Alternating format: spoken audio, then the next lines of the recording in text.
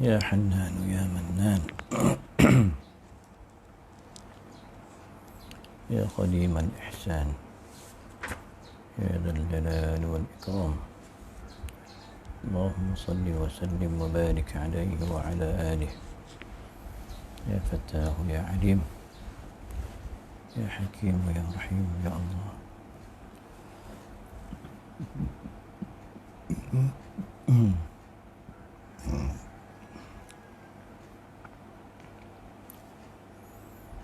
يا الله يا رحمن يا رحيم يا ودود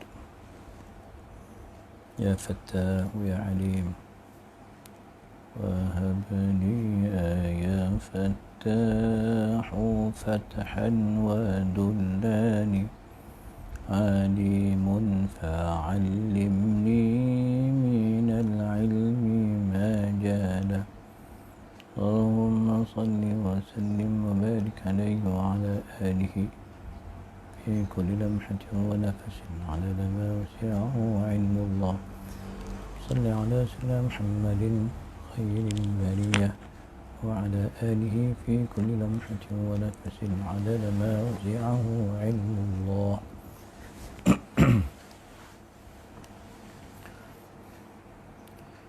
بسم الله الرحمن الرحيم السلام عليكم ورحمة الله وبركاته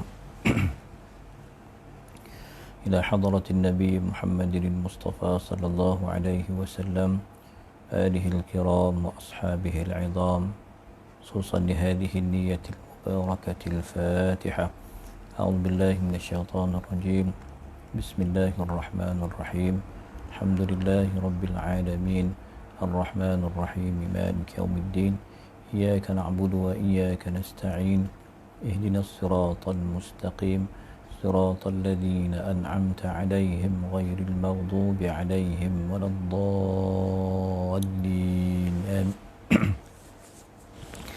بسم الله الرحمن الرحيم الحمد لله رب العالمين وأفضل الصلاة وأتم التسليم على سيدنا محمد النور المذهب للنسيان بنوره وعلى آله في كل لمحة ونفس عدد ما وسعه علمك وعنده مفاتح الغيب لا يعلمها إلا هو ويعلم ما في البر والبحر وما تسقط من ورقة إلا يعلمها ولا حبة في ظلمات الأرض ولا رطب ولا يابس إلا في كتاب مبين اللهم إنا نسألك العفو والعافية والمعافاة الدائمة في الدين والدنيا والآخرة اللهم ارحمنا بالقرآن واجعله لنا إماما ونورا وهدى ورحمة اللهم ذكرنا منه ما نسينا وعلمنا منه ما جهلنا وارزقنا تلاوته آناء الليل وأطراف النهار واجعله لنا حجة يا رب العالمين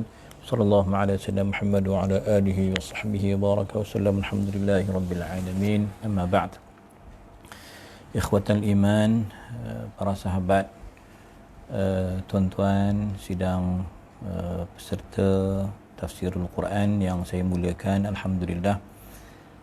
Pada kesempatan pagi ini kita akan melanjutkan bacaan tafsiran suratul Fath. Tuan-tuan, yang kita akan lihat pada dua ayat 25 dan 26 insya-Allah ya. 25 dan 26. Jadi kita baca dulu tuan-tuan, sama-sama kita baca dan kita rujuk dulu terjemahan. InsyaAllah mudah-mudahan memberikan kita kekuatan, kefahaman ya untuk memahami dan menghayati dan mengamalkan tuan-tuan kita punya pengajian kita insya-Allah ya. Baik. Ayat 25 ya, 25 dan 26. أعوذ بالله من الشيطان الرجيم بسم الله الرحمن الرحيم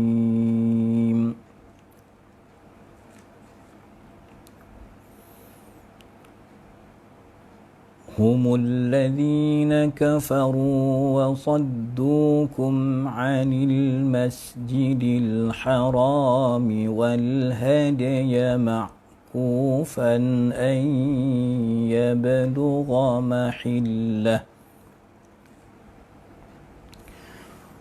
ولولا رجال مؤمنون ونساء مؤمنات لم تعلموهم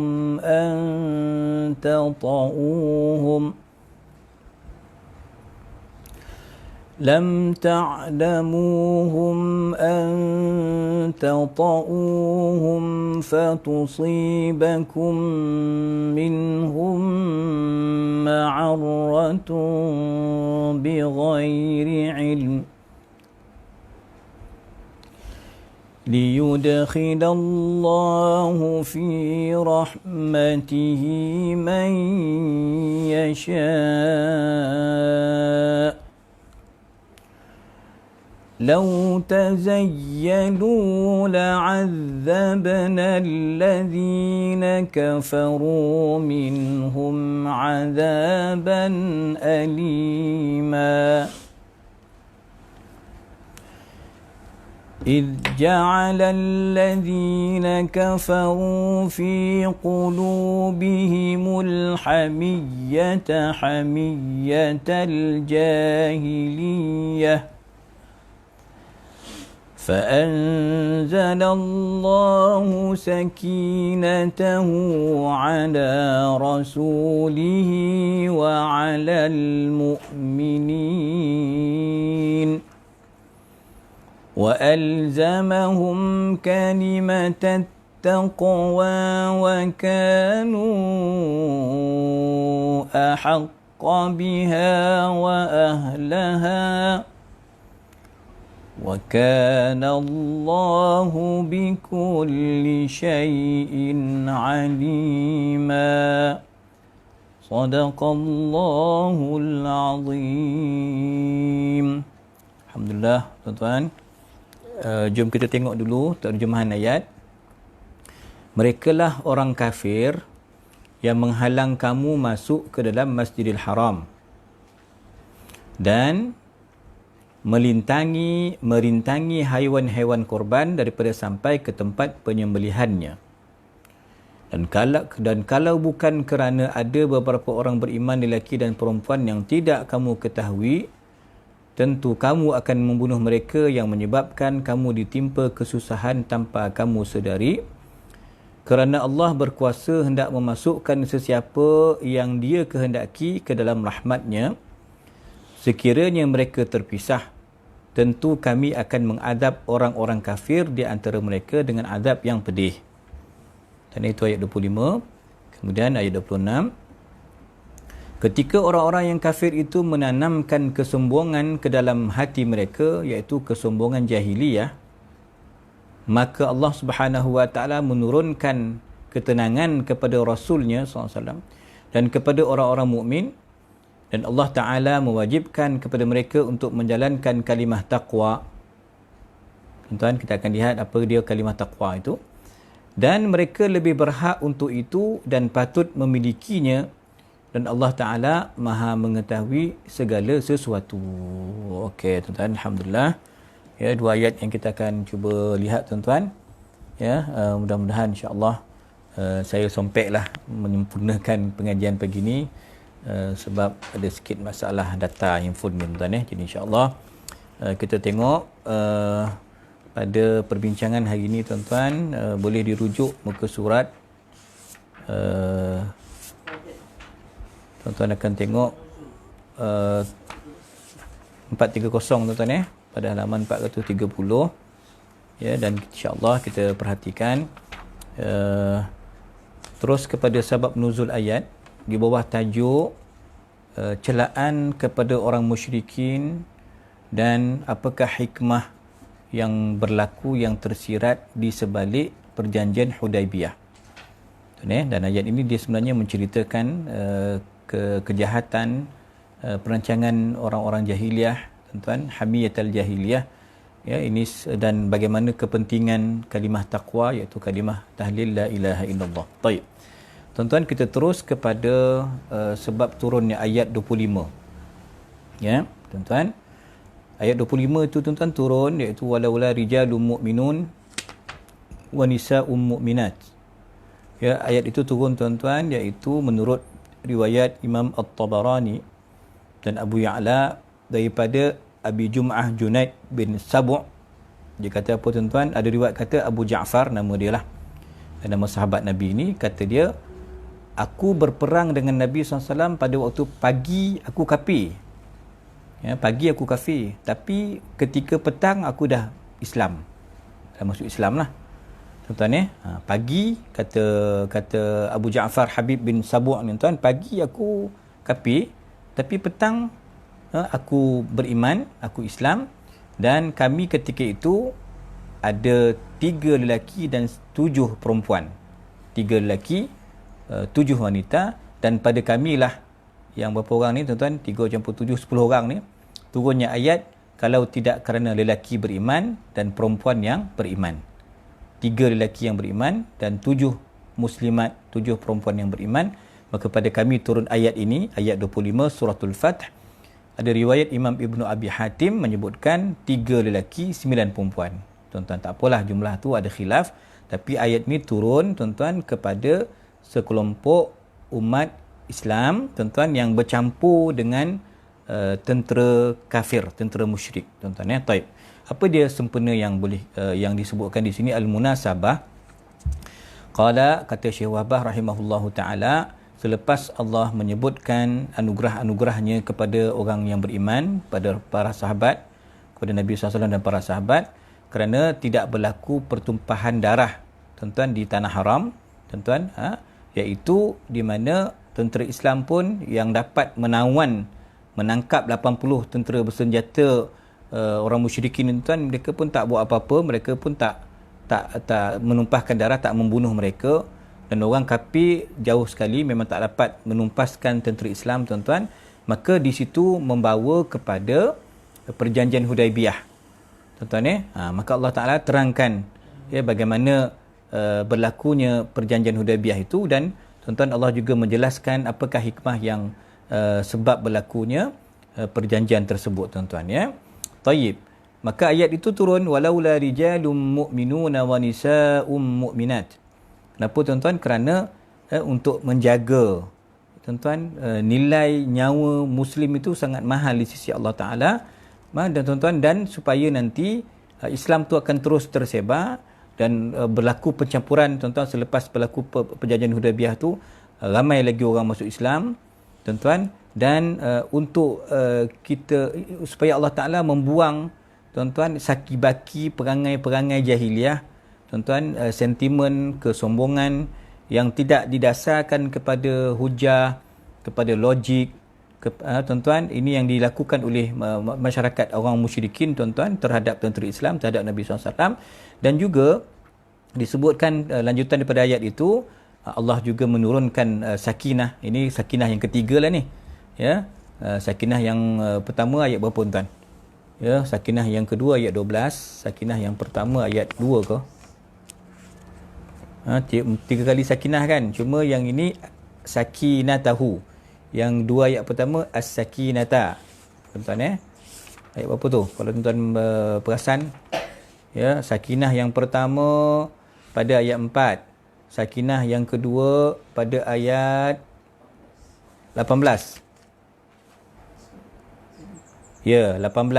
Dan ayat ketiga ni ayat 25 yang ada kalimah as-sakinah ataupun sakinatahu. Allah turunkan ketenangan, kesabaran, kebijaksanaan dan kematangan kepada tentera Islam, kepada Nabi SAW tuan-tuan, agar mereka tidak melatah, agar mereka tidak cepat bertindak tuan-tuan, kerana kita faham tuan-tuan hikmah yang tersirat pada perjanjian Hudaibiyah ini cukup besar kesannya kepada perkembangan Islam pada masa akan datang tuan-tuan. Taib. Qala, kemudian kita pun dah baca tuan-tuan bagaimana beberapa orang kufar Quraisy tuan-tuan yang diketuai oleh Suhail bin Amru, ada lagi nama Huwaitib, ada lagi nama Mikraz. 3 orang ni tuan, datang tuan-tuan, dia kata China lah, mereka mencadangkan perundingan. Itu yang berlaku suluh Hudaibiyah tuan, perundingan. Dia kata okey Mat, kau dengan kawan-kawan kau 1400 orang ni balik dulu tahun ni, tahun depan boleh datang. Tapi tahun depan datang pun untuk berumrah, kami bagi masa 3 hari je untuk buat umrah. Lepas selesai umrah, balik. Dan kita buat perjanjian di sini. Ini tuan-tuan, ya, apa yang Suhail dan geng dia datang. Dan Suhail ni dikira sebagai yang menentukan isi perjanjian lah, yang menyemak, mewakili umat Islam, iaitu Sayyidina Ali bin Abi Talib radhiyallahu anhu wa karramallahu wajhah, dan mewakili geng-geng kufar ni, orang musyrikin ni, Suhail dan geng-geng yang 3 orang tuan datang, ya. Dan ada kisah yang disebut oleh Syekhuna Prof Dr. Muhammad Said Ramadan Al-Buti tuan-tuan. Memang mereka tengok kesetiaan sahabat dengan Nabi ni, memang dikata memang kita tak boleh lawan Islam punya. Macam mana tuan kesetiaan itu? Di situ ada nilai tabarruk, dan di situ ada nilai tuan-tuan bagaimana kesetiaan mereka dengan Nabi SAW. Walaupun kita dah bincangkan dulu bahawa Sayyidina Umar komplain, tak setuju, kenapa boleh macam ni, perjanjian berat sebelah tuan-tuan. Tapi geng-geng kafir ni tuan, dia datang tengok, dia pelik tengok mukjizat Nabi itu. Maknanya tuan-tuan, Nabi wuduk, semua sahabat ketika itu menadah wuduk Nabi SAW. Dan nukhamah, kalau Nabi berludah pun tuan-tuan, ludah Nabi tu tak jatuh ke bawah. Maka dia orang rasa ini lain macam ni, tak boleh dah.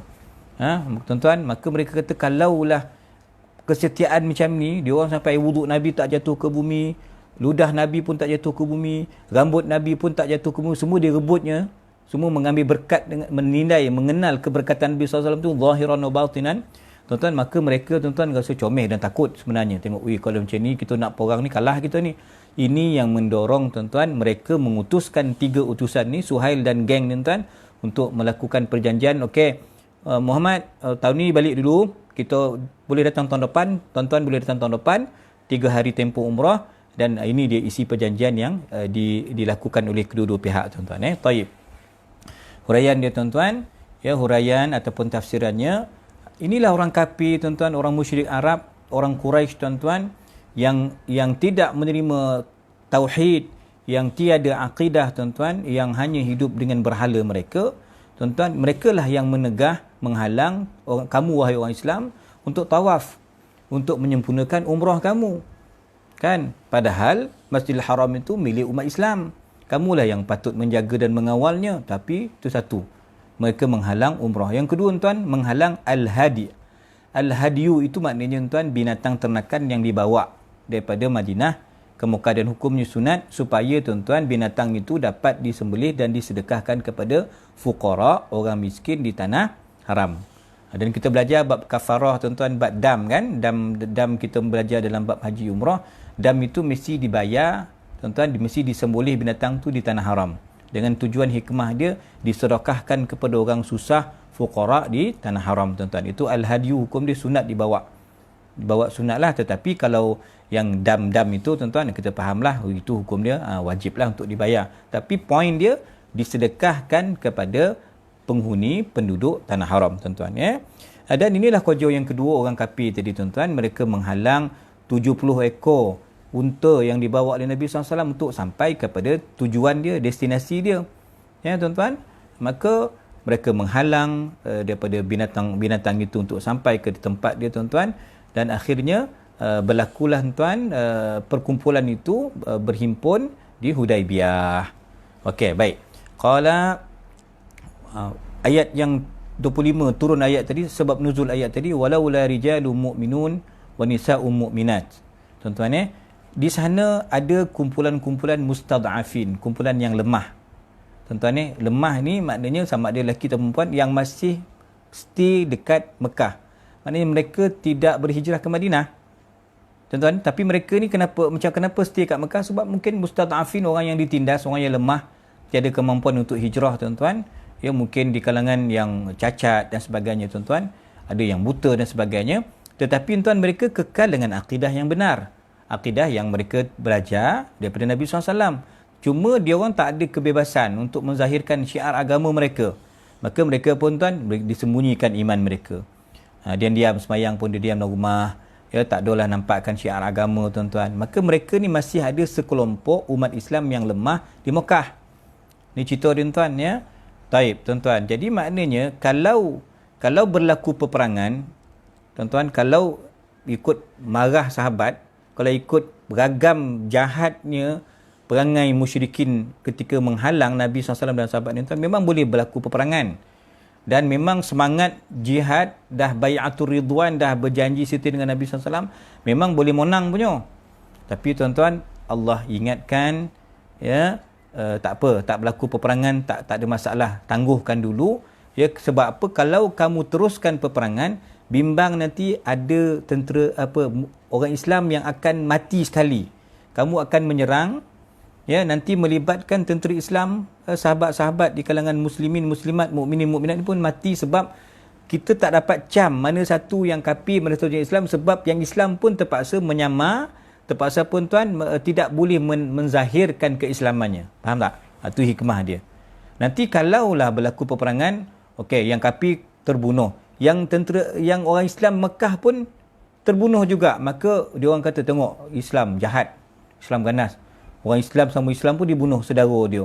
Orang Madinah, sahabat Nabi ni datang ke Mekah, bunuh saudara-saudaranya di Mekah. Ini akan jadi isu besar tuan-tuan. Maka Allah Ta'ala menangguhkan, Allah melarang jangan berlaku apa-apa pertumpahan darah agar mengelakkan terbunuhnya saudara-saudara mereka yang lemah tadi, al-mustad'afin, yang tidak dapat menzahirkan keislaman mereka. Boleh? Qala liyudkhilallahu fi rahmatihi man yasha. Tuan-tuan, Allah menahan tangan sahabat-sahabat ini, ya, daripada membunuh tentera-tentera musuh, tuan-tuan, agar nanti insya-Allah walaupun dia tertangguh sedikit, tuan-tuan, peperangan tak berlaku, tetapi rahmat Allah itu sangat luas, tuan-tuan, termasuk nanti ramai yang akan masuk pada rahmat Allah, ramai yang masuk Islam maknanya. Ya, walaupun kita kata tadi dari satu sudut memang patut kita dah lawan dia, tentera musyrikin tu. Tapi tuan, Allah lebih maha mengetahui bahawa dengan penangguhan itu mendatangkan banyak hikmah, banyak kebaikan kepada Islam. Antaranya tuan-tuan, ya, menyelamatkan nyawa 2-3 orang, 10 orang, beberapa orang yang kerdil, yang lemah di kalangan orang Islam yang masih kekal di Mekah itu. Dan juga tuan, antaranya ialah Islam akan dapat tersebar, rahmat Allah Ta'ala akan dapat disebarkan dengan lebih meluas. Okey. Sebab tu Allah sebut tuan, lau tazayyalu la'adzabna alladhina kafaru minhum 'adaban alima. Kalau boleh bezakan yang ni Islam, ni kafir, itu okeylah.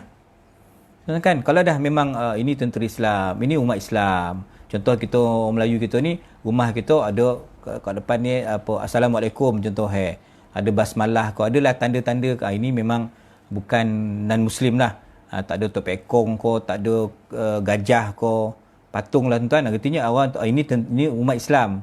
Jadi kita boleh bezalah. Tuan-tuan, kita boleh beza penampilan orang Islam dengan penampilan orang kafir. Sepatutnya boleh bezalah. Tapi tuan-tuan, dekat Mekah ni, isu dia tak boleh nak cam. Tak boleh nak tahu dia ni Islam ke kafir. Tak tahu. Sebab yang Islam ni tak boleh menzahirkan keislaman dia. Kalau dia zahirkan dia punya Islam, dia kena bunuh. Dia akan diseksa, tuan-tuan. Maka sebab itu, Allah Ta'ala kata sebab kamu tak boleh bezakan mana yang umat Islam, mana yang kafir.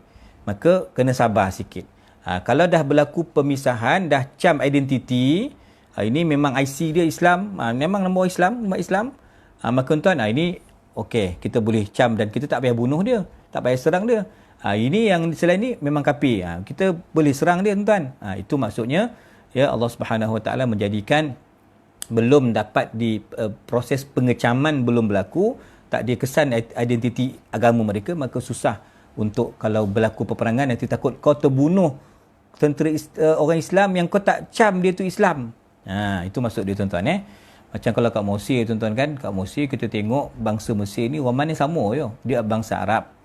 Dia tak ada banyak suku, tuan, dia Arab lah. Kita pun tak tahu dia Islam ke Kristian. Adalah 10% ya Kristian Mesir tu. Kita pun tak tahu agama pun. Kalau Islam yang tak beramal dengan agama ni pun perangai pun buruk macam orang Kristian juga. Cuma kita boleh cam, tuan-tuan, salib dekat tangan kanan ke kiri, saya tak ingat dah. Tangan kiri. Dia orang letak salib je kat sini. Kalau nak tengok, tuan, kod dia angkat tangan ada salib sini. Ni Kristian. Kalau tak, tuan-tuan, perangai dia tu kita tak boleh bezo. Yang tak beramal dengan Islam lah orang Mesir ni, kan. Ni saya cerita di Mesir, tuan-tuan. Begitulah saya nak gambarkan. Kalau kita tak boleh bezakan, yang Islam pun kita bunuh. Jadi sebab tu Allah melarang. Jangan ada sebarang pertumpahan darah. Sabarlah sikit. Akan ada hikmah yang lebih besar.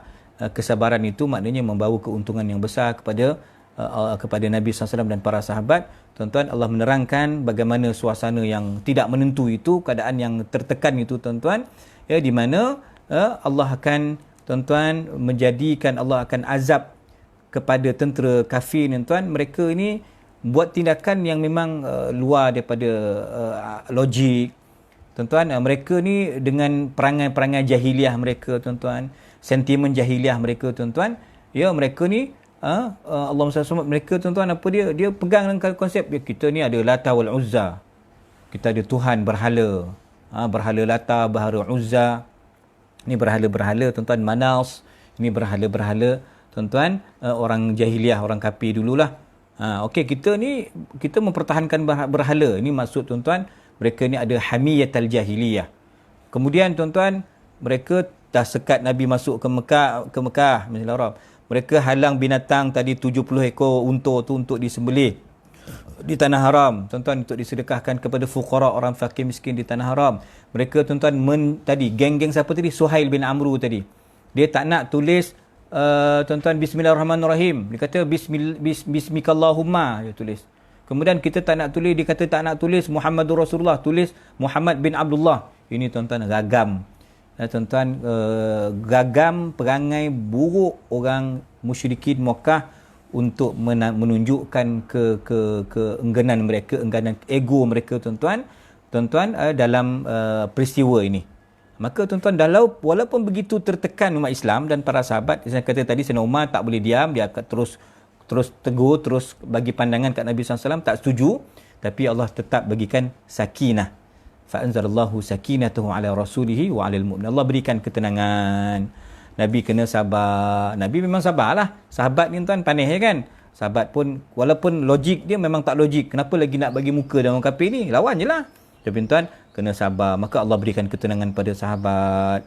Mereka, tuan-tuan, redha. Apa yang Nabi buat ni, SAW mesti ada hikmah yang besar. Mesti keputusan Nabi ni berasaskan wahyu. Tuan-tuan, dan, tuan-tuan, maka Allah wa alzamahum kalimatat taqwa. Allah lazimkan kepada, tuan-tuan, kepada sahabat ni kalimah taqwa.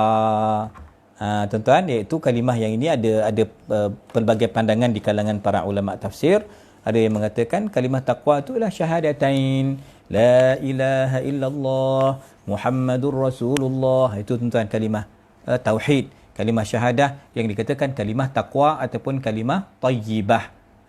Tuan-tuan, maka itu yang Allah ilzamkan, tuan-tuan, Allah wajibkan, Allah berikan penghormatan dan kemuliaan kepada sahabat Nabi kerana menghormati, mengikuti perintah Nabi SAW, tuan-tuan, memuliakan tanah suci Mekah ni tanpa tak ditumpahkan darah, tanpa sebarang perkara yang diizinkan, tak berlaku peperangan, tuan-tuan, ya. Mereka tidak melatah, saya katakan, dengan provokasi daripada tentera-tentera musyrikin ni. Mereka sabar, ya, perhati ragam itu dah macam-macam melampau dah, tapi sabar, relax, sabar, tuan-tuan, maka mereka ni diberikan, tuan-tuan, dengan kalimah at-taqwa, la ilaha illallah Muhammadur Rasulullah. Ini modal paling besar, senjata yang paling kuat kita berjuang atas akidah syahadah la ilaha illallah Muhammadur Rasulullah. Orang yang poning-poning, orang kafir musyrikin ni, dia atas nama Lata wal Uzza, atas berhala mereka, atas keegoan mereka bertindak. Tapi kita matang,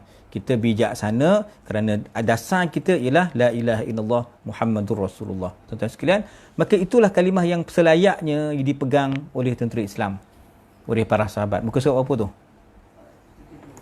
Tuan-tuan, page 32, ya. Nanti tengok muka surat 432, ya. Membantu jugalah, walaupun terjemahan dia bahasa Indonesia, insya-Allah membantu jugalah 432. Saya baru tengok, tuan-tuan, tafsir Al-Maraghi, terjemahan DBP ni pun bagus juga ni. Ada berapa jilid? Ada 15 jilid Tafsirul Maraghi ni, DBP punya, dan ada panel penterjemah dia cukup bagus jugalah. Terjemahan dia memang bahasa kita lah. Saya pun baru terbuka tadi, baru tengok, tuan-tuan, membantu kita sikit untuk faham, tuan-tuan. Maka kalimah taqwa ini, tuan-tuan, ini milik kita. Dia bukan milik mereka. Ini milik eksklusif mereka yang Allah berikan hidayah, petunjuk untuk berpegang, tuan-tuan, ya. Kerana sahabat ini, tuan, orang yang baik, orang yang mulia, berpegang dengan akidah yang benar, tuan-tuan, bertentangan, bercanggah, berlawanan dengan akidah orang kafir yang memiliki akidah yang busuk, akidah yang keji, tuan-tuan, ya. Maka sebab itu kemenangan berpihak kepada Islam. Taib, mengikut Imam An-Nasa'i tuan-tuan, beliau meriwayatkan pada sahabat Nabi yang bernama Ubay ibn Ka'ab radhiyallahu an, ketika mana Sayyidina Ubay membaca idh ja'alal ladzina kafaru fi qulubihimul hamiyyata hamiyatal jahiliyah, maka Sayyidina Ubay tuan-tuan dia menghuraikan ayat ni macam mana?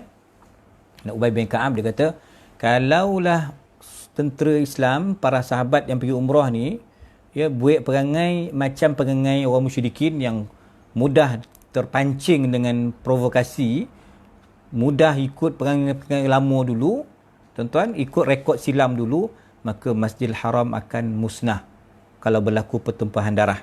Kalaulah tentera Islam tidak sabar, tidak mengenang kepada akidah kalimah taqwa tadi.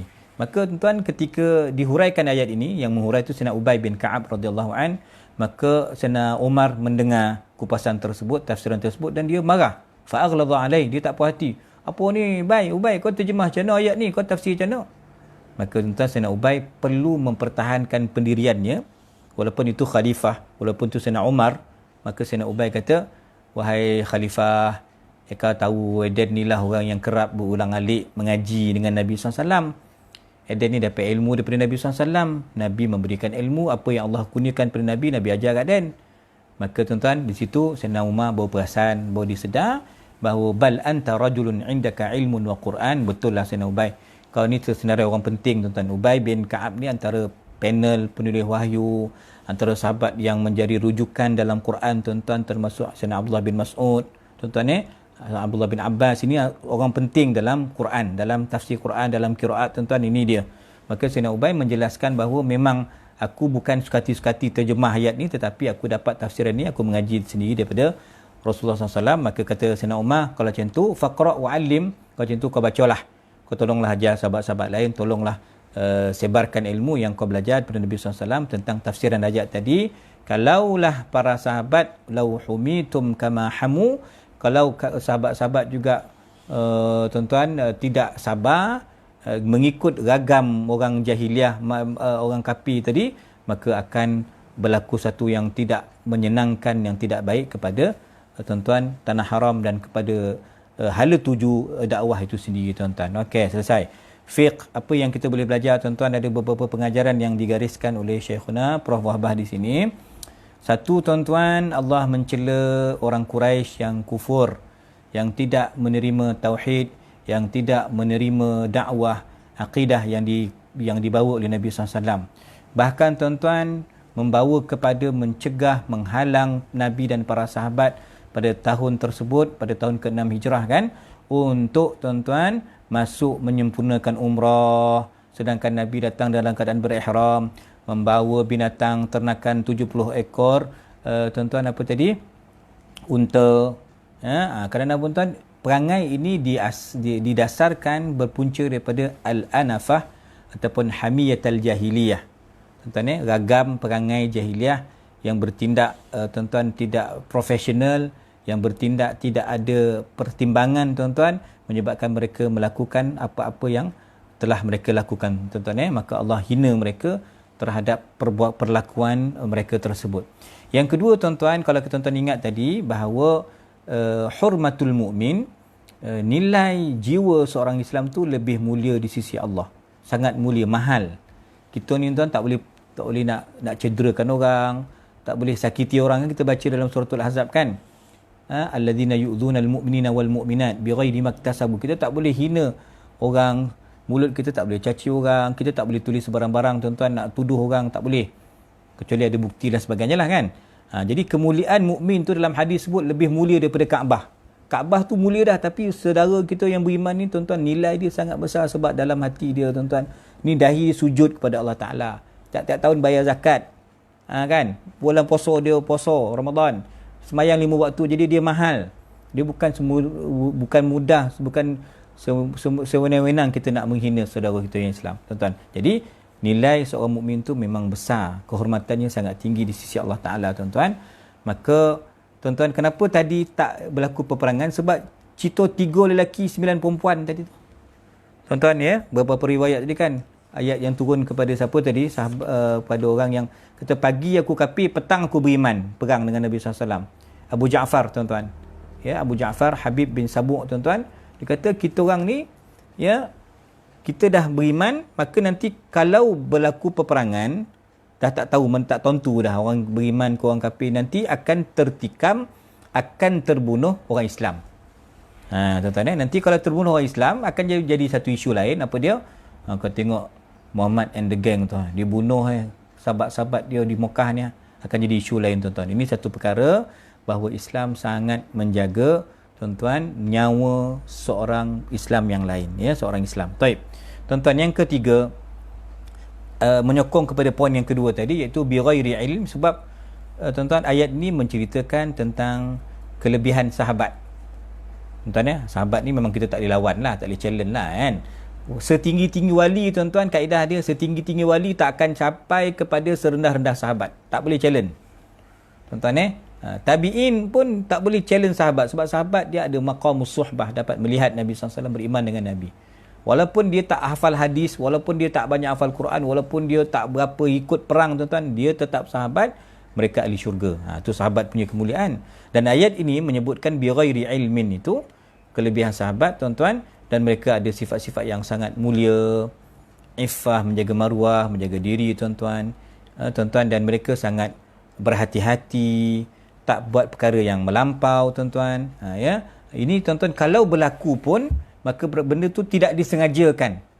Kan tuan-tuan, bahasa yang tidak disengajakan. Ini Allah nak angkat kedudukan sahabat. Tuan-tuan sekalian, mereka ni satu kumpulan yang sangat-sangat mulia di sisi Allah Subhanahu Wa Taala. Kalau berlaku pun tuan-tuan, dikata bi ghairi ilm, kalau berlaku pertumpahan darah ke, berlaku apa pun, memang dia tak sengaja, dia tak tahu benda tu tuan-tuan, maka benda yang tak tahu, benda yang tak sengaja tuan, dimaafkan. Dia bahasa dia macam somut tuan-tuan. Somut, tentera tuan-tuan, Nabi Allah Sulaiman alaihi salam, dia kan sebut dalam surah An-Naml, la yahtimannakum Sulaiman wa junuduhu wa hum la yash'urun. Agar nanti semua somut semua menyuruk, semua masuk lubang, kan tentera Sulaiman tak lalu kan, kau terpijak nanti mati. Nanti dia orang terpijak pun, Nabi Sulaiman pijak kita pun, dan tentera Nabi Sulaiman pijak kita pun, mereka tak perasan. Lalu jalan mana perasan ada somut kat bawah dia kan, kecuali kalau kita kena gigit tuan-tuan kan.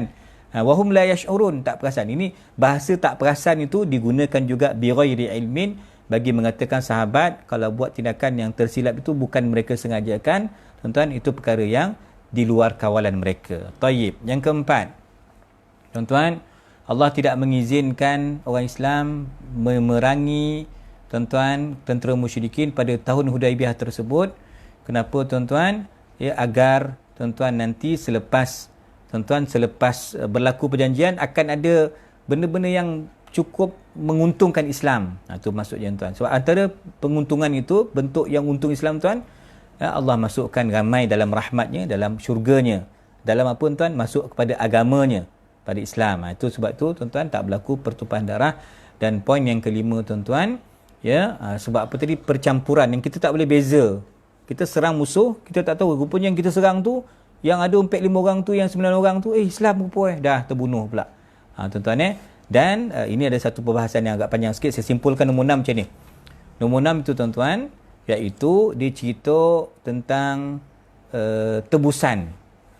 Tuan-tuan, tebusan. Okey, boleh tak dia kata, ya tuan-tuan, boleh tak kita serang musuh dalam keadaan tuan-tuan dia letak orang perempuan Islam, budak-budak, tentera Islam, orang Islam tuan-tuan diletakkan sebagai tebusan. Kalau kita serang pakai panah ke peluru ke tuan-tuan, maka yang kono dulu siapa? Tebusan-tebusan depan ni tuan-tuan, yang mereka jadikan sebagai tebusan untuk menyelamatkan mereka. Faham tak? Tuan-tuan, di sini ada masalah sikit. Maka tuan-tuan dikata apa? Ya, wajib untuk meraihkan kehormatan nyawa orang Islam tuan-tuan, dan kita ditegah untuk melakukan pembunuhan kalau di sana ada orang Islam yang bercampur dengan orang kafir. Sebab kita nak target nak bunuh orang kafir, tapi kena orang Islam. Kalau kita tahu itu ada orang Islam menjadi tebusan, di situ tuan-tuan dia kata nanti dulu, jangan serang dulu, carilah jalan lain untuk dilakukan tuan-tuan. Dia digaris kat sini adalah syarat-syarat itu tuan-tuan, disebutkan daruriyah, memang terdesak betul lah tuan-tuan, sebab mereka menjadikan Yalah, tebusan tu sebagai perisai mereka. Kan dia letak budak-budak Islam, dia letak acik-acik ni, orang tua-tua ke, ataupun orang muda ke, dia dah tawan, dah ikat, dah tebus. Kalau kita serang, senjata tu akan kena kepada saudara-saudara yang Muslim, tuan. Di sini ada khilaf, tuan-tuan, di kalangan ulama. Asalnya ialah tak boleh serang. Dia kata carilah jalan lain. Ini menggambarkan kepada kita, tuan, dalil kata apa? Nyawa orang Islam tu sangat mahal. Tapi kalau tak ada pilihan lain, dia memang pandai, tuan. Kalau dia tahu kita letak seorang tebusan tawanan itu, dia letak seorang, tuan, sebagai perisai mereka, dan dia tahu orang Islam tak akan bunuh orang Islam lain. Tuan-tuan, kalau kita tak ada pilihan lain, tuan-tuan, wallahu alam bisawab, maka di situlah letaknya perkara yang darurat, yang dibenarkan pada perkara tersebutlah. Taib, tuan-tuan. Kemudian dalam isu kena bayar diat ke tak bayar diat, itu ada khilaf, tuan-tuan.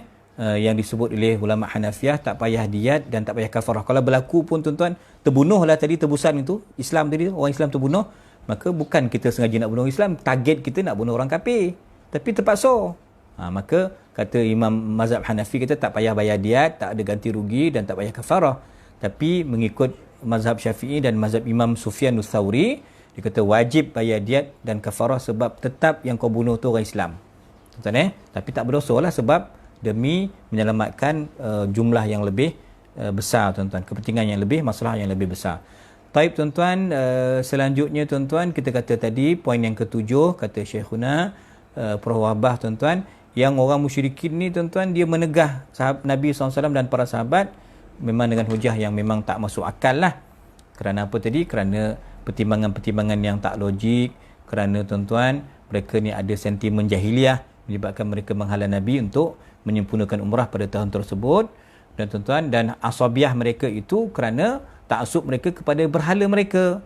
Mereka tak nak tulis Bismillahirrahmanirrahim, mereka nak tulis Bismikallahumma. Mereka tak nak tulis Muhammadur Rasulullah, mereka hanya tulis Muhammad bin Abdullah. Ini pada permulaan muqaddimah perjanjian tersebut. Barulah ada poin-poin 1, 2, 3 dan sebagainya, tuan-tuan. Dan hebatnya, tuan-tuan, orang beriman ni Allah berikan apa?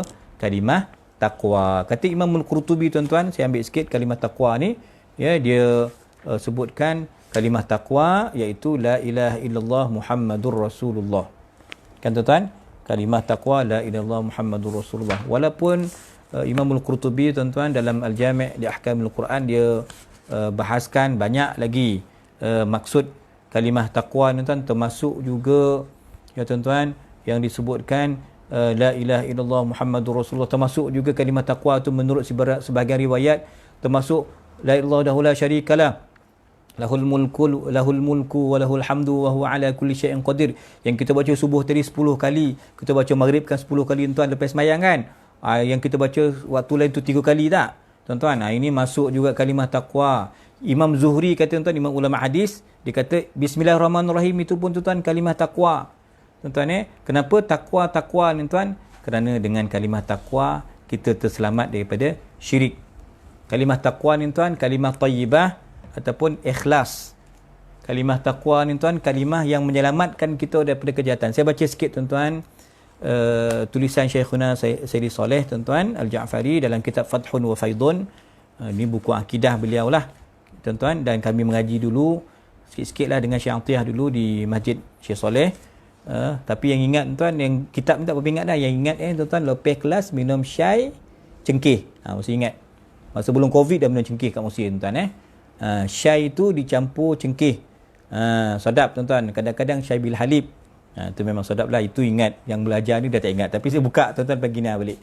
Ya, kalimah taqwa tu apa, tuan-tuan? Dalam suratul Fath yang kita baca pagi ni ayat 26, Allah berfirman, wa alzamahum kalimatat taqwa wa kanu ahaqqa biha wa ahlaha wa kana Allahu bikulli syai'in alima. Sadaqallahul azim. Suratul Fath, tuan-tuan, kata Sayyidi Saleh radhiyallahu an, tuan-tuan, ya, Allah Subhanahu wa taala melazimkan kepada para sahabat. Jadi para sahabat tu zaman itulah, pada kita ni sekarang zaman kita ni, kita lah melazimi kalimah taqwa iaitu la ilaha illallah Muhammadur Rasulullah. Tuan-tuan, melazimi ini, tuan-tuan, merupakan ilzam, kata Syekh Saleh, ilzam yang tashrif ikram. Ini kemuliaan, tuan-tuan. Ini anugerah yang tiada anugerah yang setinggi kalimah taqwa ini. Sebab kita dapat kalimah tauhid, kita beriman, menyelamatkan kita daripada azab Jahannam, neraka, tuan-tuan. kalimah takwa ini tuan-tuan sebagai kalimah yang membenteng kita, menyelamatkan kita daripada azab Allah Ta'ala, menyelamatkan kita tuan-tuan daripada syirik. Maka sebab tu kata Syekh Saleh tuan-tuan, dari sudut alzamahum, ayat tadi kan, wa alzamahum kalimatat taqwa, tuan-tuan, mulazamah ni maknanya tuan, kita mesti sentiasa dengan kalimah ini. Kita tak boleh berpisah sama sekali, sedetik pun tak boleh berpisah dengan la ilaha illallah Muhammadur Rasulullah. Tuan-tuan kan. Dan mulazamah ni kata Syekh ada dua jenis. Kata Syekh Saleh tuan-tuan, mulazamah wa alzamahum kalimatat taqwa ada dua kategori. Satu yang disebut mulazamah ma'nawiyah. Hati kita ni mesti Allah, Allah, la ilaha illallah Muhammadur Rasulullah. Hati kita ni memang cuba sentiasa tak terpisah dengan akidah. Sampai kita mati, nak mati pun tuan-tuan, la ilaha illallah Muhammadur Rasulullah. Itu maknanya mulazamah yang disebut sebagai ma'nawi. Hati kita sentiasa berkait, berhubung dengan la ilaha illallah Muhammadur Rasulullah. Itu mulazamah yang pertama. Kata Syekh Saleh tuan-tuan, mulazamah yang kedua itu lafaz. Yang kita sebut la ilaha illallah, kita tahlil kan? Itu tuan-tuan mulazamah lafziah. Kalau yang orang bertarikat ataupun yang kita kebanyakan orang ni sembilan ni baca la ilaha illallah Muhammadur Rasulullah fi kulli lamhatin wa nafasin adada ma wasi'ahu ilmullah, tuan-tuan kan? Itu namanya mulazamah lafziah. Lafaz, kita melafazkan kalimah tuan, bukan hanya di hati kita, bukan hanya dalam pemikiran kita, tapi kita lafazkan tuan-tuan, itu maknanya mulazamah lafziyah. Tuan-tuan maka sebab itu tuan-tuan disebutkan kalau kata orang nak mati esok, kita nak mati. Kan COVID ni susah sikit lah nak ucap kalimah, nak ajar talqin kan. La ilaha illallah, nak bisik pun susah lah tuan. Ya, sebab yang ada nurse, mungkin doktor lah yang ada, keluarga kalau mangsa COVID tu, moga-moga kekal lah mulazamahnya. Hati dia kekal untuk melafazkan la ilallah walaupun tak ada orang yang membantu dia untuk membisikkan kalimah la ilaha illallah. Kata Syekh Saleh tuan-tuan, orang yang dalam keadaan sakarat, orang yang nak mati tuan-tuan, ya, dia kata kalaulah dia tak dapat, tak sempat kata la ilaha illallah, tak sempat nak ucap la ilallah, maka kata Syekhuna radhiyallahu an, orang itu tuan cukup dengan hati dia sebenarnya. Mulazamah qalbiyah tu telah memadai tuan-tuan. Ya, kecuali tadi kalau kita memang ada sebelah dia, kita bisikkanlah la ilaha illallah Allah, apa yang kita boleh bisik, kita bisik tuan kan, perlahan-lahan. Itu dipanggil talqin. Ya, kita talqinkan kepada tuan-tuan orang yang sakit, tuan-tuan yang sakarat, yang ihtidar, yang akan menemui kematian tu, kita bisikkan kat telinga dia. Tapi tetap kalaupun dia tak menggerakkan bibir dia, dia tak dapat melafazkan dengan lafziah tadi, cukup dengan mulazamah qalbiyah. Ini satu benda lah. Dan Syekh Saleh juga tuan-tuan dalam kitab Fathun wa Faidun ini dihuraikan juga tuan-tuan, sebab Fathun wa Faidun ni dia memang menghuraikan kalimah taqwa la ilaha illallah Muhammadur Rasulullah. Sebab tu Syekh muqaddimah, terus Syekh masuk kepada apa maksud la ilaha illallah Muhammadur Rasulullah tuan. Maka Syekh menghuraikan untuk kita tuan-tuan, kita nak jaga akidah kita, orang sufi ajar kita untuk mengawal nafsu amarah kita tuan-tuan, inilah zikir yang kita kena lazimi baca. La ilaha illallah, la ilaha illallah. Dengan la ilaha illallah tuan-tuan, kita boleh pindahkan standard nafsu yang amarah itu kepada lawamah. Kan tuan-tuan itu dia la ilaha illallah. Tuan-tuan, dengan la ilaha illallah nanti kita akan taubat, dengan la ilaha illallah kita akan balik kepada Allah Taala, kita akan selamat, kita akan tuan-tuan selamat daripada maksiat, selamat daripada kemungkaran dengan la ilaha illallah. Dan tuan-tuan, sebagai penutup tuan-tuan pagi ni, ya, Syekhun Al-Ja'fari disebut tuan-tuan, disebutkan la ilaha illa Allah. Ada 4 kalimah tau. Ada 4 kalimah. La ilaha illallah. Ada 4 kalimah tuan-tuan. Maka tuan-tuan, kalimah itu dimulakan tuan-tuan, ya, disebutkan kalimah kan takwa tadi. Kalimah tauhid ni, kalimah thayyibah ni kita panggil apa? Kalimah takwa kan. Maka Syekh pun tuan-tuan dihuraikan takwa tu ada 4 huruf. Berdasarkan tadi kalimah la ilaha illallah 4, maka Syekh tuan-tuan balik kepada takwa, ta, qaf, waw dan ya. Boleh Tuan Haji Jamil, silakan, boleh sedekahkan kalimah tu pada arwah keluarga kita sebagainya lah. Untuk kita, untuk roh kita dan arwah seluruh muslimin dan muslimat. Boleh sedekahkan. Macam kita sedekahkan pahala Quran lah, pahala zikir semua boleh. Taib tuan-tuan, pahala korban, pahala ibadat, pahala sedekah semua boleh kita sampaikan kepada si mati insya-Allah. Tuan-tuan, 4 huruf kan. Ta, takwa itu ta tu tawakal. Qaf itu qanaah. Tuan-tuan, waw itu wara' dan ya itu yakin. Ini tuan-tuan kupasan Syekh Soleh, dia detailkan takwa tu apa. Ta itu kita orang yang ada kalimah la ilaha illallah ni sentiasa tawakal kepada Allah. Orang yang kalimah takwa ni tuan, kalimah la ilaha illallah ni, qaf itu qanaah, rasa cukup dengan apa yang ada, syukur kepada Allah, sentiasa redha dengan pemberian Allah. Waw itu tuan, orang bertakwa ni tuan, orang yang ada kalimah takwa ni, iaitu dia warak, waw. Dan orang tuan-tuan yang ada kalimah takwa ni, ada kalimah tauhid la ilaha illallah, kalimah tayyibah, dia sentiasa yakin dengan segala janji, segala perhatian, segala anugerah Allah Subhanahu wa taala. Tuan, dan ingat tuan-tuan, la ilaha illallah tu zikir nafi isbat. La menafikan. Illallah tuan-tuan, la ilaha menafikan, illallah itu isbat. Tuan-tuan, menafikan selain daripada Allah. Tuan-tuan, jangan jadi orang yang ada Lata wal Uzza, yang ada selain daripada Allah dalam hatinya, pada penghayatannya, pada kehidupannya. Hanya yang ada tuan, yang sebenar-benarnya hanyalah Allah Subhanahu wa taala. Jadikan zikir kita, amalan kita tuan-tuan, la ilaha illallah. Jadi mudah-mudahan tuan-tuan kita dapat kebaikan, ya, ada kesempurnaan dalam penghayatan tauhid kita. InsyaAllah esok kita akan tengok tasdiq ru'yah Rasul SAW amal fath. Tuan-tuan, aqulu qawli hadha wa astaghfirullahal azim li wa lakum. Assalamualaikum warahmatullahi wabarakatuh. Wal afu minkum. Subhanakallahumma bihamdik, asyhadu an la ilaha illa anta, astaghfiruka wa atubu ilaik. Bismillahirrahmanirrahim. Wal 'asr innal insana lafi khusr illa alladhina amanu wa 'amilus solihat wa tawasaw bil haqqi wa tawasaw bis sabr. Wallahu waliyut taufiq. Terima kasih semua. Jazakumullah khairan. Afwan.